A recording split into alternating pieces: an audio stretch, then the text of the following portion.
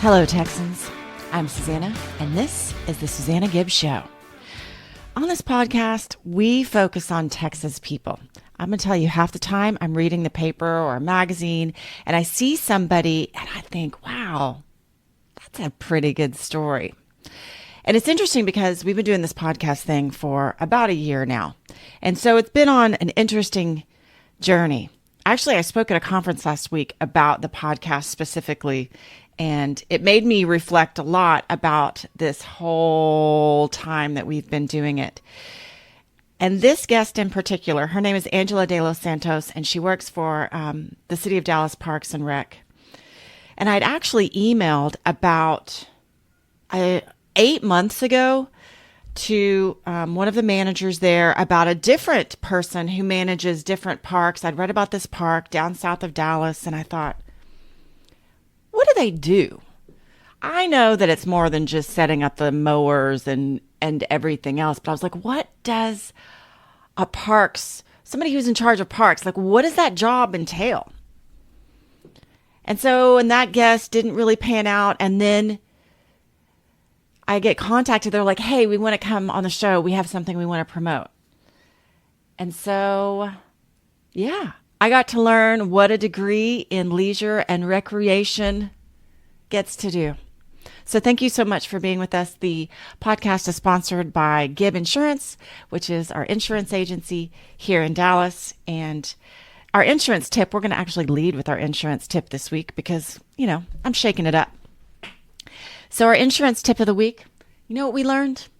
We learned that there are hedge funds who are using AI to look for potential weaknesses in policy languages, and they bring a lawsuit. They bring a class action lawsuit that they're pretty sure they can win, and they distribute the winnings to their investors, which is part of the reason why your insurance premiums are going up.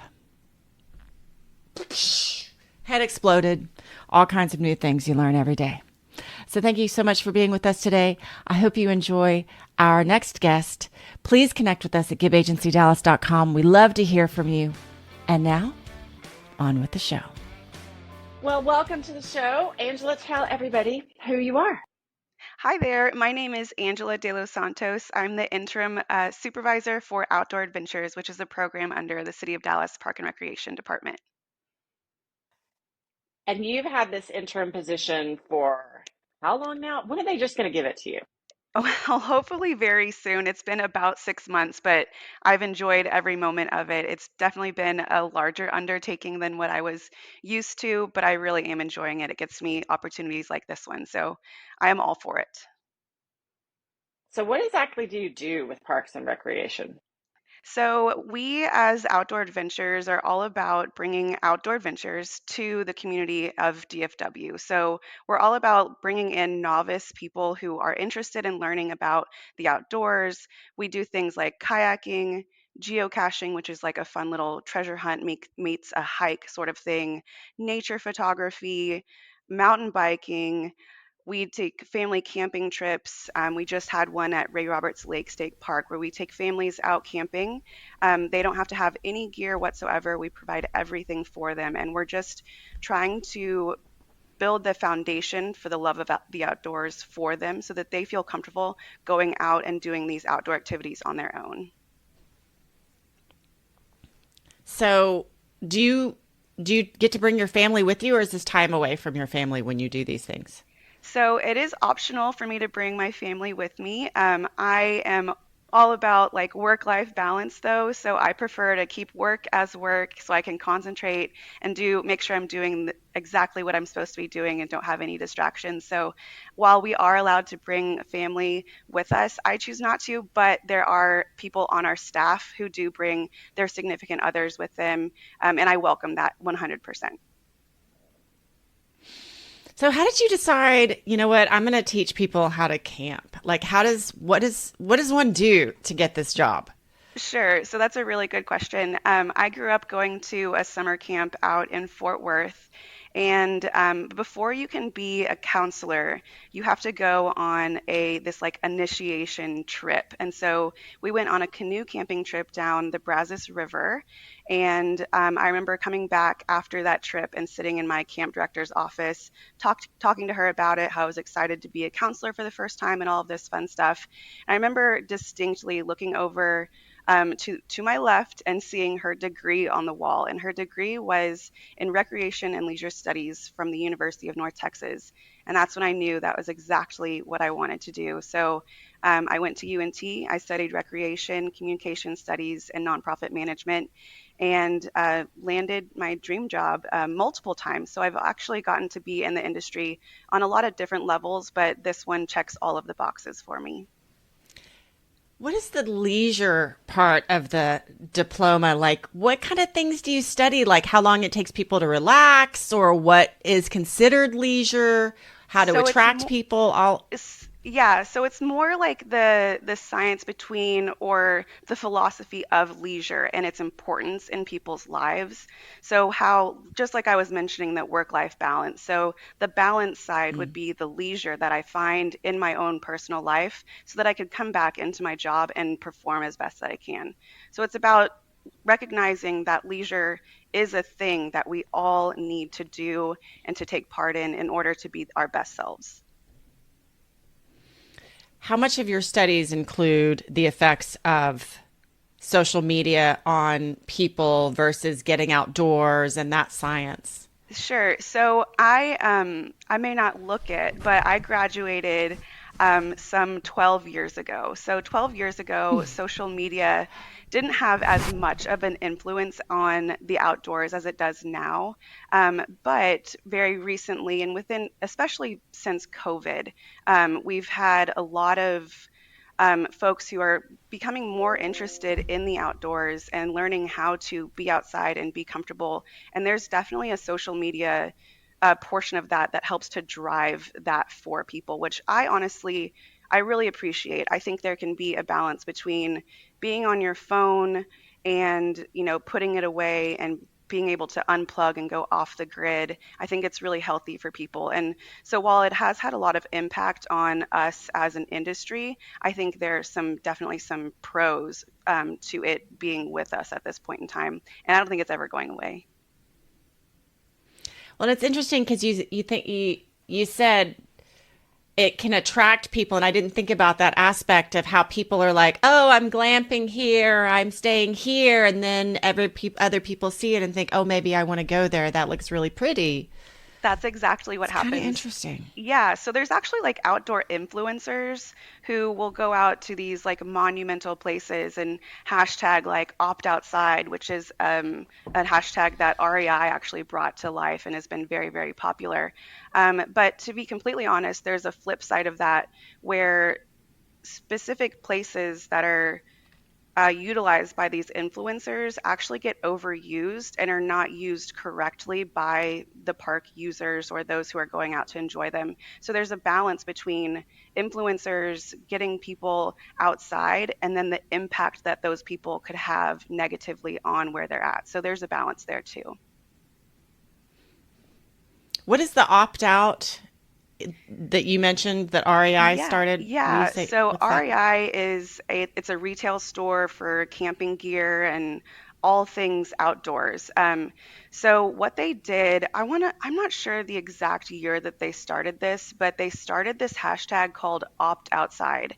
And what they were doing was trying to get people there's a specific day of the year that's Opt Outside. And as a former employee of REI, I can tell you that they even have their staff take off of work a paid day where they can go and just opt to be outside. And so once that hit, it did go viral and it still exists to this day. So it's really cool. And they do still allow their employees to be off on the opt outside day.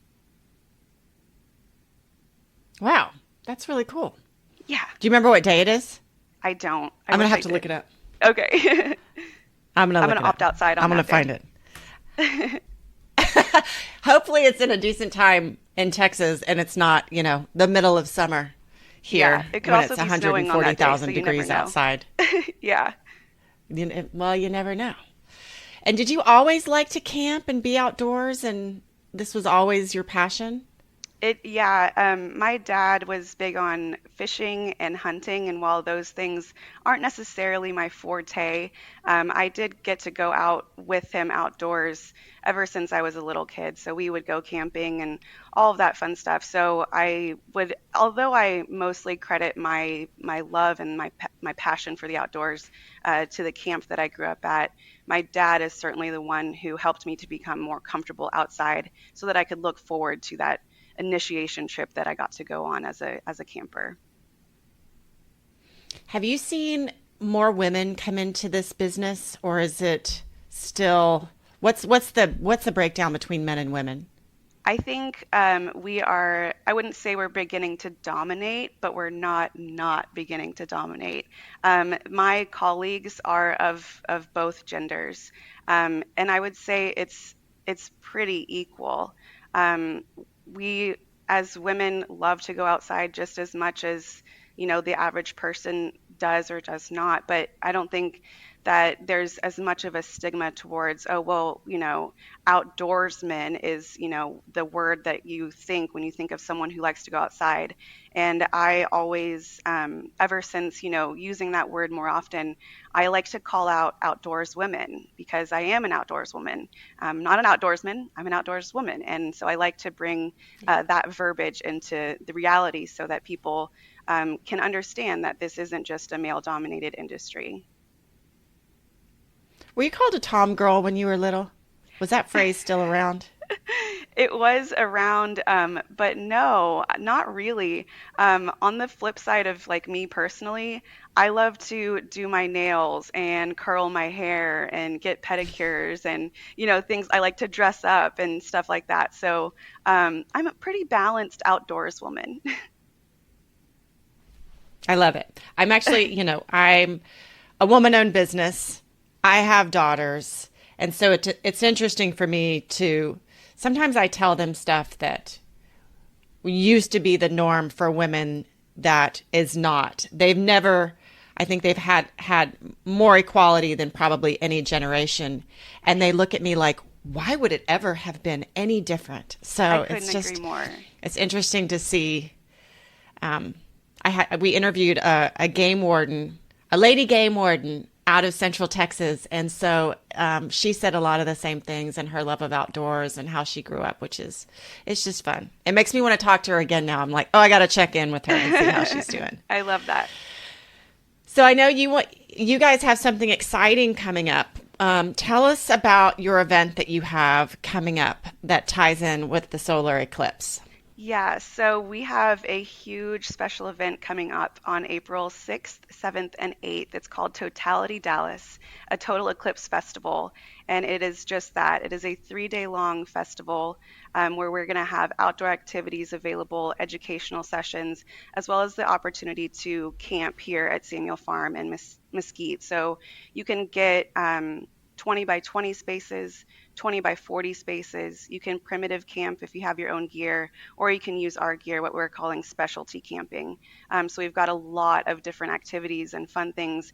So, and they're not just geared towards beginners. If you already know what you're doing, we've got a mountain bike class that you're more than welcome to take. We want anyone and everyone to come out to Samuel Farm and see how beautiful our farm is and what we do as Dallas Park and Recreation, as well as Outdoor Adventures, but also get to see this incredible total eclipse that's not going to happen for hundreds of years to come. So it's a once in a lifetime opportunity for All sure. right.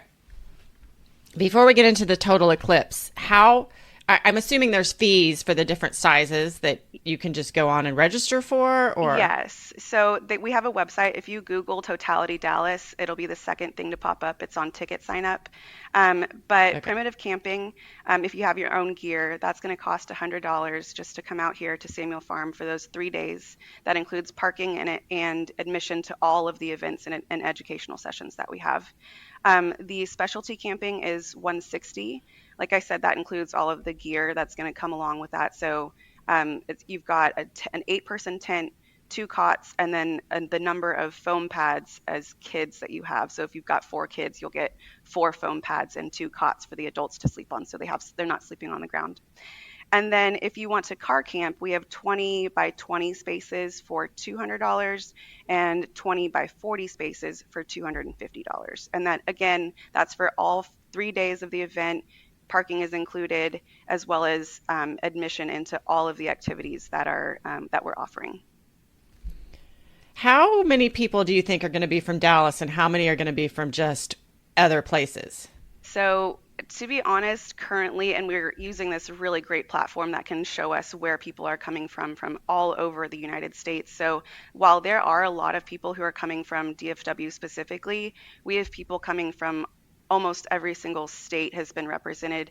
I actually got the pleasure of speaking to someone who is coming all the way from London to Samuel Farm, which I think is incredible. They are just so excited. They've been asking all of the little nitty-gritty detailed questions so that they can plan accordingly. But it's a big deal, and so we're really lucky to be in the path of totality, so that we can offer one of the longest total darkness for the community. Will you explain a little bit about that path of totality and what that means and why we are in this special spot that we're Sure. in?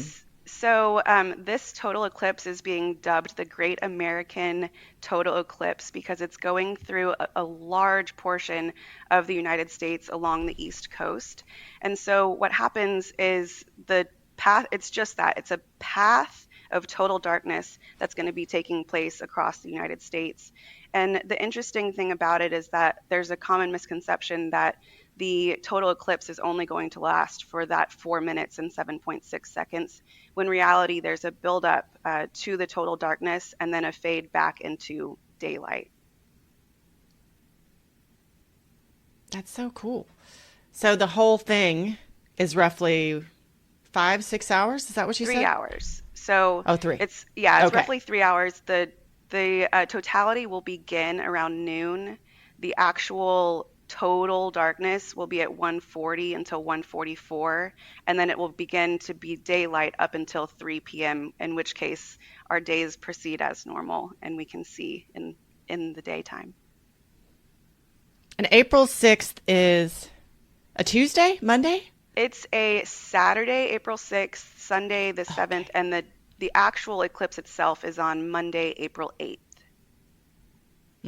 Okay. It's going to be so interesting. It really is. I'm excited. That's super exciting. How full are you guys right now? Like when do you think you'll be at capacity? We have a really large property. We're on 400 plus acres of land, and right now we're about one third of the way to our capacity.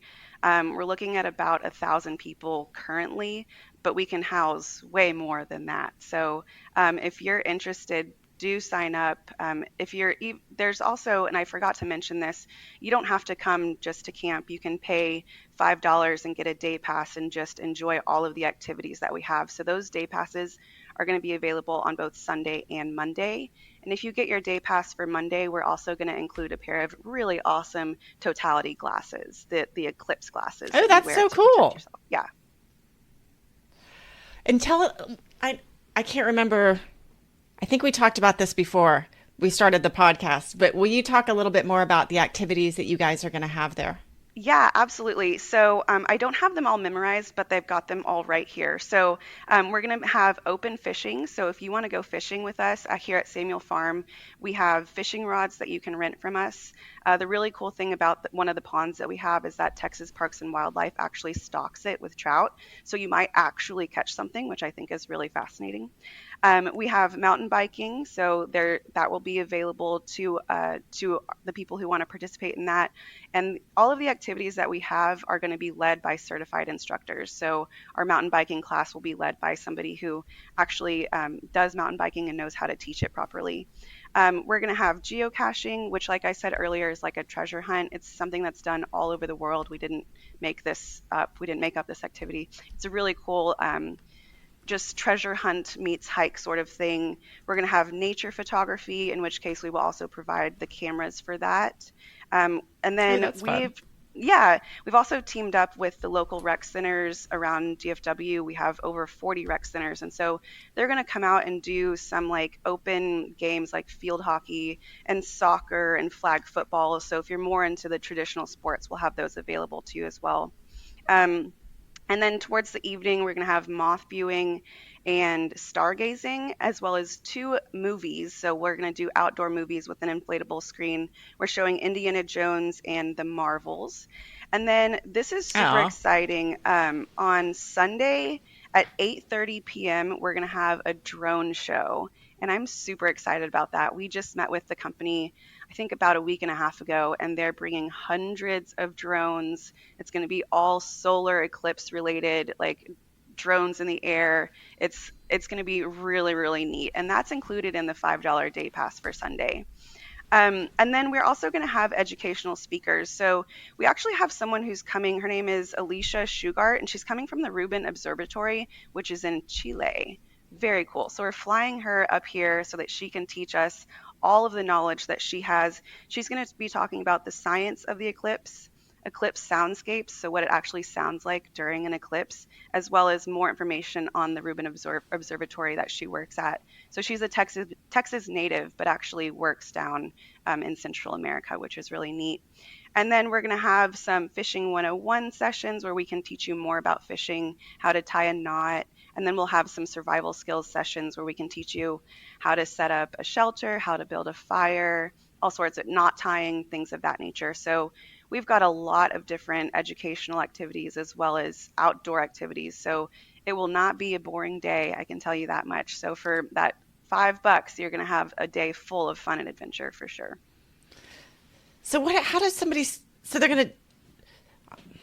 I have too many questions. They're all trying to That's come okay. out at once. Do you ever just watch movies where people start fires and you're like, that's not really how it works?